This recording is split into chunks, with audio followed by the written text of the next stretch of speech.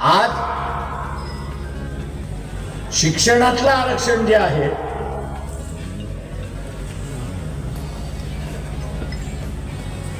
हे संपलेलं आहे. नोकऱ्यांमधलं आरक्षण संपलेलं आहे. कारण का शिक्षण क्षेत्रातलं खाजगीकरण झालेलं आहे. नोकऱ्यांमधलं कॉन्ट्रॅक्ट वरती त्या ठिकाणी गेलेलं आहे.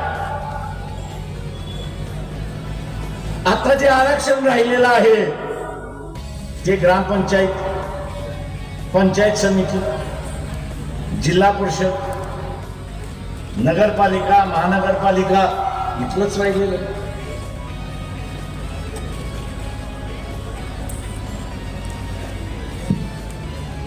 शिक्षणातलं आरक्षण आणि नोकऱ्यातलं आरक्षण